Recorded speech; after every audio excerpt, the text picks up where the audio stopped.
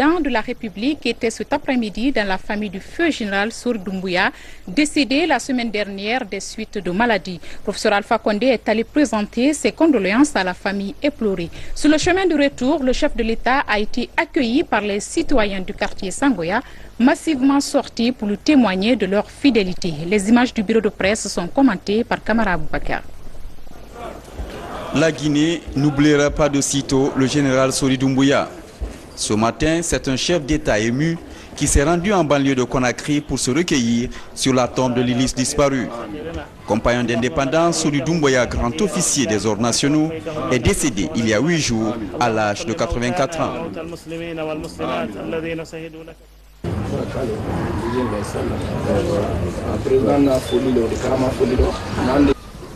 Alou denke, dolu fa, dolu kroke, dolu mamarenke. Professeur Alpha Condé, ala diɲɛni ka jamana ni n'a ma saya la tɛmɛ ma bi ka fara alu yɛrɛ la duwawu la ko a ye na ka alu ɲa bɔ sila la k'a sababu kɛ kayira mɛn k'an sɔrɔ ni k'a fɔtɔ ye saya ma ko kayira ala la ko ɲuman lɔ ne o di ala tɛ kojugu kɛla a b'a fɔ ye kɛ k'ale ala tan do ka ta k'a la o kan nba ko kayira mɛn ka koromala sɔrɔ ka amana sɔrɔ ka gbɛrɛdu sɔrɔ ka sankaran sɔrɔ anɔjɔn sɔrɔ n'a wele ale professeur Alpha Condé dit. Et puis un autre témoignage qui rappelle du constant soutien du chef de l'État. Vous avez permis son évacuation en Belgique où il a eu beaucoup de soins et votre contribution financière n'a pas manqué non plus. Ensuite, à une date que je ne retiens plus, malgré votre calendrier très chargé, vous avez fait le déplacement pour venir lui apporter votre soutien moral et financier. À la fin de cette cérémonie de présentation de condoléances, des prières sont formulées pour la mémoire de Sori Doumbouya et pour la stabilité de la Guinée. Sur le chemin du retour, le président s'est fait acclamer dans les rues de Sangoya.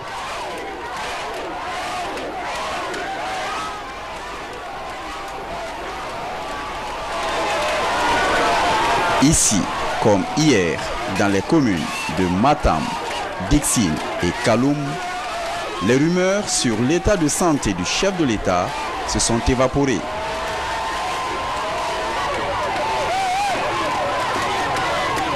Dans cette liesse populaire, le président Alpha Condé mesure sa popularité et garde les yeux ouverts sur les nombreux chantiers de développement qu'il a initié et qu'il compte accélérer.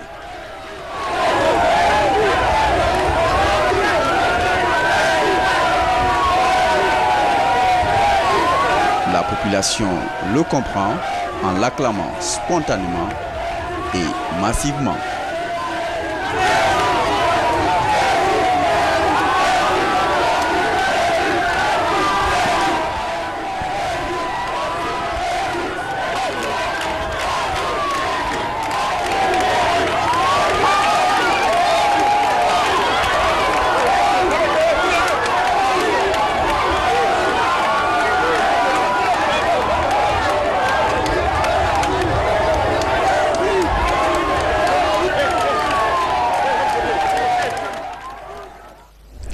Audience au palais Sékou Touréa, le président de la République a reçu ce matin les centrales syndicales et le Conseil national des organisations de la société civile. Au menu de la rencontre, l'implication de toutes les forces vives dans la campagne de sensibilisation pour la lutte contre la fièvre à virus Ebola.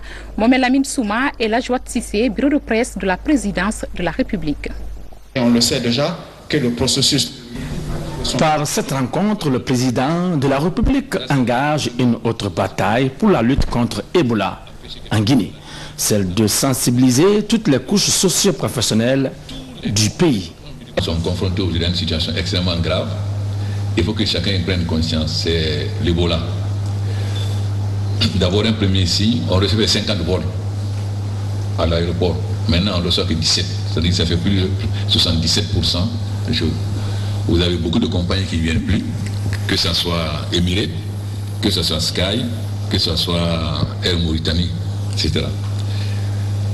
Donc, il est extrêmement important que chacun prenne de conscience du danger que représente cette maladie et qu'il y ait une véritable union nationale pour faire face. Ce n'est pas seulement sur le plan de la santé, mais sur le plan de l'économie, sur le plan social. Aujourd'hui, les hôtels sont vides, alors qu'avant les hôtels étaient pleins. Beaucoup d'entreprises, s'ils ne ferment pas, vous avez des gens qui sont partis, des entrepreneurs qui ne viennent pas. À cet appel du chef de l'État, les syndicats et les membres de l'organisation de la société civile guinéenne présents expriment leur engagement à s'impliquer dans la lutte contre la fièvre hémorragique à virus Ebola. C'est une maladie qui couvre actuellement pas mal, une bonne partie de notre pays. Donc à travers la sensibilisation, je pense que nous parviendrons à éradiquer la pandémie. Donc déjà nous avons pris toutes les dispositions importantes à ce niveau pour pouvoir éradiquer le mal. Aujourd'hui, avec nos maigres moyens, nous avons pu mobiliser 120 millions de francs guinéens et les 120 millions de francs guinéens ont été mis à la disposition du Conseil national. Et aujourd'hui, avec le plan Guinée, on est en train de préparer une initiative que nous avons appelée Alliance locale contre Ebola. Cette initiative d'alliance locale, qu'est-ce que ça veut dire? Nous avons constaté que dans la zone forestière, il y a des communautés qui résistent à l'information contre Ebola, notamment dans le pays Kissi et Tomato. Alors nous avons dit, comme le Conseil national est composé de grandes coalitions nationales, comme les sages, comme les guérisseurs traditionnels, nous avons dit qu'on va constituer des alliances locales composées de 5 personnes par sous-préfecture, dont un religieux, un sage, un représentant des jeunes, des femmes et un représentant du conseil local, qui vont tourner dans toutes les localités, dont les districts, pour organiser des causeries d'échange avec les familles. Nous allons faire le porte-à-porte au niveau de la région forestière. Nous avons ciblé 100 localités, dont 23 sous-préfectures dans la région forestière qui vont faire l'objet de cette initiative de porte-à-porte. Des débats, il ressort que tout le monde est d'accord pour mener des campagnes de sensibilisation contre Ebola dans tout le pays. En la matière, le cas de la préfecture de Télémélé a été cité comme un exemple réussi. J'ai entendu un des responsables de l'OMS dire qu'à Télémélé, ça a été au niveau mondial disons, le lieu où il y a le plus grand taux de guérison. Moi, je pense qu'il serait... Et aussi, la plus grande sensibilisation qui a fait qu'à Télémélé, l'Ebola a disparu. Ça, c'est le premier exemple. À Télémélé, c'est le premier exemple. C'est exactement ce que je voulais dire, Monsieur le Président de la République. Moi, je souhaite qu'il faut qu'à l'échelle nationale, l'expérience de Télémélé soit partagée. Parce que moi j'ai parlé avec des gens de Télémélé, j'ai essayé de leur poser la question, comment se fait-il que vous, en un laps de temps, on a pu circonscrire? Certains m'ont expliqué. Et ils m'ont même dit, vous avez parfaitement raison, qu'ils recevaient des SMS de la forêt pour leur dire, ne marchez pas, c'est faux, l'Ebola n'existe pas, c'est des histoires. Mais ils ont fait de la sensibilisation. Je pense qu'il faudrait que vraiment l'expérience de Télémélé soit portée à l'attention de la nation, que ça soit expliqué à tout le monde. Dans cette dynamique, les religieux de toutes les confessions montrent une réelle volonté de stopper la propagation d'Ebola en Guinée. Je voudrais vous dire que depuis que nous avons commencé à entendre parler d'Ebola dans notre pays, les musulmans ont suivi la logique du prophète alayhi salatu wassalam, qui nous dit que celui qui ne s'occupe pas des problèmes de ma société n'est pas des miens. Autrement dit, avant tout moyen, avant toute aide extérieure, la communauté religieuse sous l'égide du secrétariat général des affaires religieuses, du Conseil islamique et du Conseil chrétien ont fait du combat contre Ebola leur cheval de bataille. Je voudrais juste dire quelques activités qui ont déjà été menées pour vous rassurer dans votre combat et dire encore une fois que nous sommes à vos côtés pour le reste, jusqu'à ce que, par la grâce de Dieu, Ebola sorte de notre pays. Nous avons eu à confectionner des homélies et des sermons de vendredi qui ont été distribués sur toute l'étendue du territoire national. Très préoccupé par les multiples impacts négatifs de l'épidémie d'Ebola sur la Guinée, le président de la République, professeur Alpha Condé, en appelle à une prise de conscience collective. Il faut, dans chaque district où vous allez, avoir dedans quelqu'un du district, c'est-à-dire un ressortissant du district. Parce que si lui n'est pas dedans, ce n'est pas parce que vous êtes Kissien que les gens vont recevoir, ou bien Thomas. Il faut nécessairement que dans chaque localité où vous allez, qu'il y ait un natif de cette localité. Parce que déjà, ça rassure et ça permet, sinon on ne vous permet même pas de rentrer. Ça c'est la première remarque importante que je fais. La deuxième remarque, c'est que je vais rencontrer aussi les médias, justement parce que chacun doit prendre ses responsabilités. Pour le moment, j'ai commencé par vous et la société civile, mais je vais recevoir aussi les journalistes, tout le monde. Tout le monde doit faire des sacrifices dans la phase où nous sommes aujourd'hui. Avec la volonté de tous les Guinéens et l'appui de la communauté internationale, la fièvre hémorragique à virus Ebola, qui a déjà fait plus de 400 morts et touché 8 préfectures sur les 33, plus Conakry, la capitale, l'espoir est permis d'éradiquer définitivement cette dangereuse épidémie qui freine le développement. À propos toujours de la lutte contre la fièvre Ebola, les pays amis de la Guinée multiplient leurs actions de solidarité. La communauté libanaise basée à Conakry a organisé à son tour un cadre de concertation sur la maladie. Des informations actuelles sur l'évolution de l'épidémie ont été largement évoquées. Une rencontre présidée par l'ambassade de Liban en Guinée. Mohamed Sayer Souma, reportage. Riposter à la fièvre hémorragique Ebola demande l'implication de tous. La communauté libanaise vivant en Guinée renforce en sa manière les efforts du gouvernement. En guise de solidarité, elle initie une rencontre de prière, d'information et de sensibilisation, histoire de prévenir la maladie. Ce que nous sommes en train de faire, c'est pour accompagner le gouvernement représenté par le professeur Alpha Condé et secourir la population par nos voeux.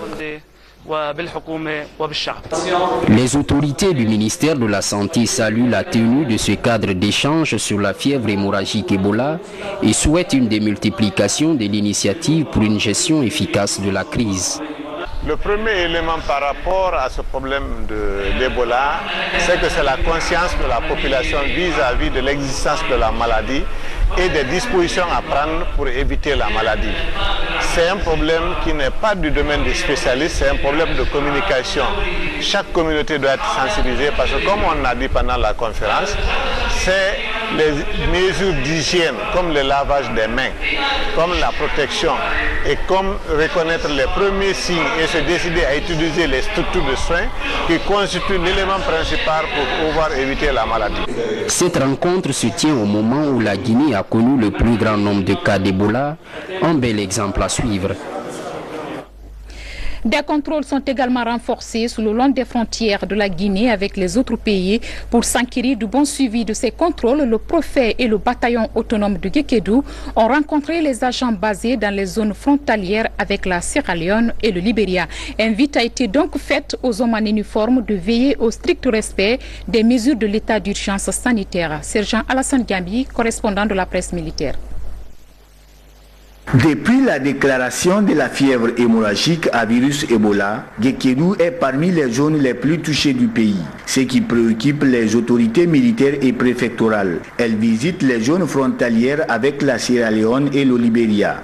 Objectif, toucher du doigt les réalités quant à l'observation des mesures de l'état d'urgence sanitaire, des mesures prises par la plus haute autorité pour freiner l'élan de propagation de la maladie. Si vous aimez réellement, et je sais que vous aimez, vous êtes patriote, respectons les consignes données. Ça, c'est pour le bien de la Guinée. Pour notre bien nous-mêmes, veiller à l'exécution des messages qu'on reçoit par nos chefs hiérarchiques.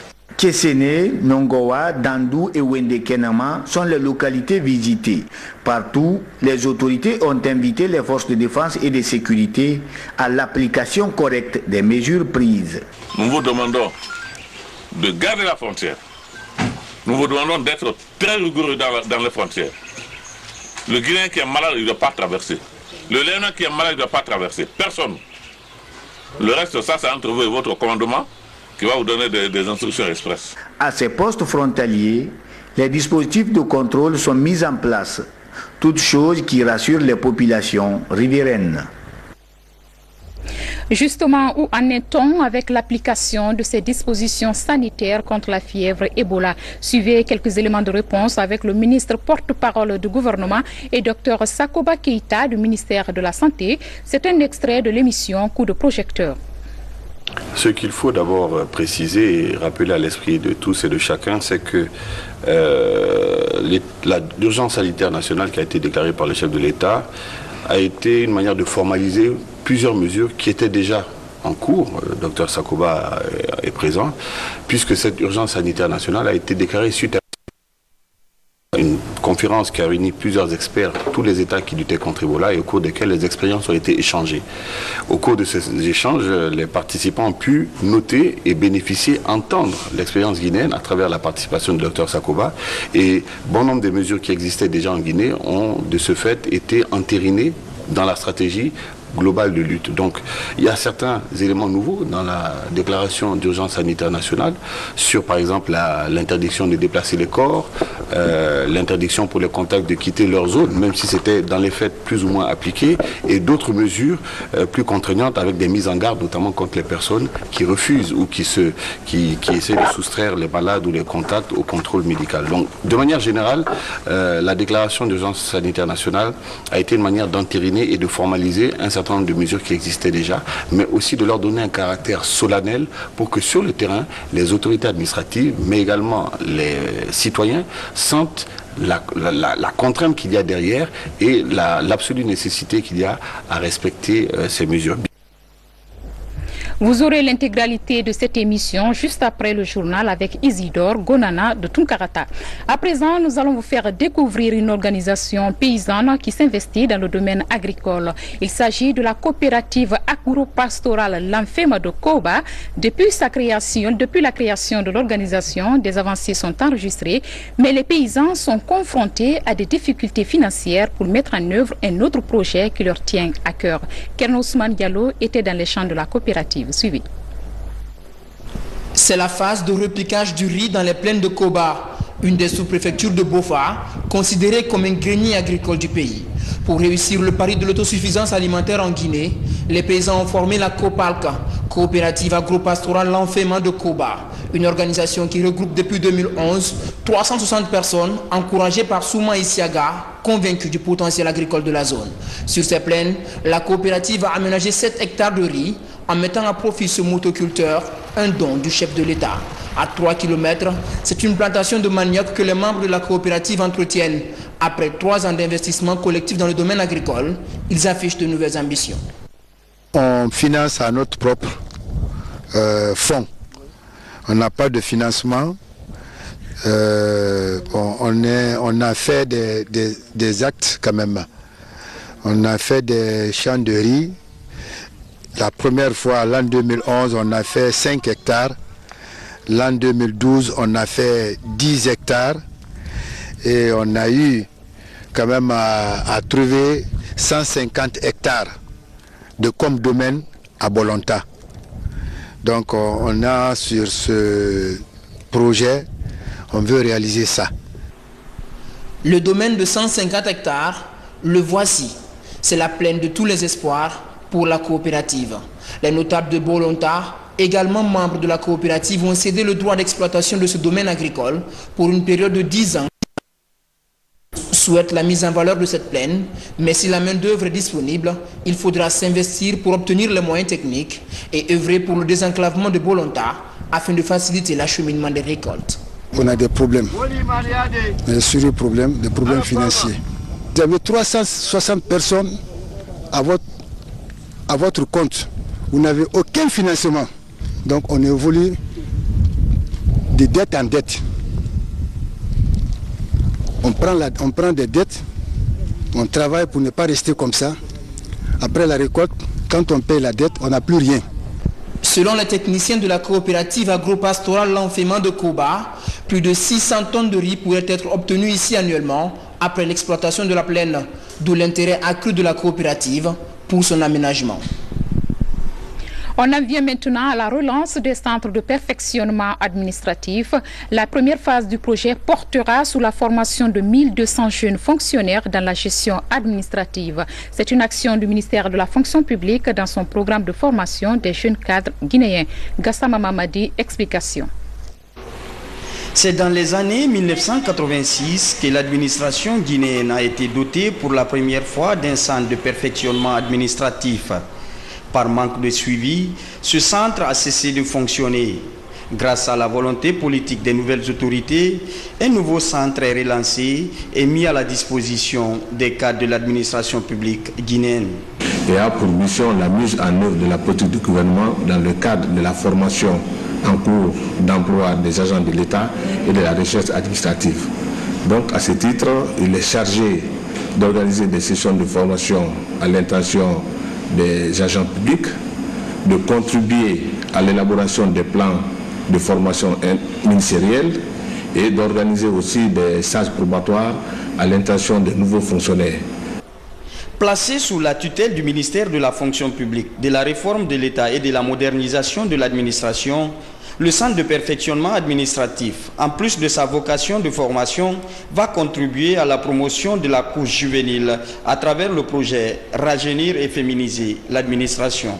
Aujourd'hui, tout le monde a besoin de travailler sur ordinateur, vous avez sur Internet, donc le CPA est là pour le perfectionnement du personnel administratif, de sorte qu'il puisse être outillé pour aujourd'hui faire pleinement leur travail. Le CPA m'a beaucoup remporté, surtout à travers le projet Rajeunir et féminiser l'administration guinéenne. On a appris les modules du management public et ce qui nous a permis aujourd'hui d'importer les outils du management privé. Depuis la mise en place de ce nouveau centre en 2012, 2 promotions de 800 fonctionnaires ont été formées par le CPA. À l'issue de ces déformations, 482 fonctionnaires, dont 71 femmes, ont été certifiés par l'Institut des sciences politiques de Bordeaux. À Kindia, rencontre d'échange entre les députés et les citoyens de la localité. Objectif, informer les populations sur le rôle que joue l'Assemblée nationale dans un État démocratique. Les échanges ont également permis aux élus du peuple de recueillir les préoccupations des citoyens afin de répondre aux défis de développement socio-économique. Mohamed Saliouba. C'est une rencontre d'échange entre députés et citoyens de Kindia sur le rôle de l'Assemblée nationale dans un État démocratique. L'occasion est opportune pour les élus du peuple pour expliquer à leurs concitoyens le travail effectué par la 3e législature depuis sa mise en place. Tous les députés, opposition et mouvance compris, tous sont engagés notamment pour la rénovation et l'équipement des bureaux de l'hémicycle, la réforme et la modernisation de l'administration parlementaire, la formation des députés et le personnel parlementaire, la création d'un meilleur environnement de travail. Cette rencontre a permis d'outiller les participants sur le rôle de l'Assemblée nationale, mais aussi sur les principes démocratiques permettant de renforcer l'état de droit. C'est de la plus grande garantie pour notre système démocratique que les citoyens continuent d'échanger de cette façon-là avec leurs élus. Parce que ça leur permettrait non seulement de savoir ce qu'on fait en leur nom, mais ça permettrait aussi à eux, citoyens, d'ajuster les démarches des députés par rapport aux propositions de loi. Initiée par AFS et NDI, cette rencontre va se poursuivre dans les 7 capitales régionales du pays. L'occupation anarchique des bordures de mer, le phénomène gagne du terrain à Conakry, des immeubles et autres édifices émergent du jour au lendemain sur le long des rives, parfois même sans aucun titre foncier et en violation des règles environnementales, ce qui représente une véritable menace pour l'écosystème. Moussa Bangora enquête. En parcourant le schéma directeur de la ville de Conakry, on se rend compte que l'urbanisation n'est pas respectée dans la capitale. Des constructions anarchiques et illégales sont encore légion. Les domaines publics, maritimes et des bras de mer sont occupés par des constructions de tout genre. Sans aucun titre foncier, des remblayages sont courants, des immeubles poussent. Selon des spécialistes, l'occupation de ces bordures de mer entraîne de graves conséquences sur l'environnement. Les 2 tiers des occupés sont des occupations anarchiques. Malheureusement, les différents schémas, les outils de planification n'ont pas été respectés. L'État même n'avait pas donné, ne s'est pas donné les moyens pour vraiment appliquer. C'est surtout le dernier en date qui est le schéma directeur de la ville, qui a vraiment été un modèle qui a permis aujourd'hui d'avoir la voie structurante à Conakry. Sur ce dossier, une commission technique mixte de protection du domaine public maritime est mise en place par le département de l'environnement et celui de l'aménagement du territoire. La commission est chargée de proposer un plan d'aménagement et de restauration du domaine maritime afin de respecter le plan urbanistique. Au gouvernorat de Conakry, une opération de déguerpissement des points noirs a été lancée récemment par l'autorité régionale et ses structures. L'opération consiste à libérer les bordures de mer qui sont devenues des nids de bandits. Actuellement, nous sommes surplombés sur le petit bateau. J'ai déjà envoyé des enquêtes sociologiques sur le terrain. Le listing est fait. Le nombre de populations habitantes est déterminé, à savoir 4000 à peu près. Le nombre de foyers qui y sont, on a pu distinguer ceux qui sont réellement des pêcheurs, ceux qui sont des restaurateurs et les bandits qui sont infiltrés avec leur vague de drogue, de prostitution. Tout est fait déjà. Les mois à venir, la commission technique mixte et la brigade de protection va procéder au recensement et au marquage des sites avant de passer à l'action de démolition des constructions non autorisées dans le domaine public maritime et des zones humides. Mesdames et messieurs, ainsi va l'actualité nationale en ce mardi 2 septembre 2014. Grand merci à vous pour votre aimable attention et passez une très belle soirée.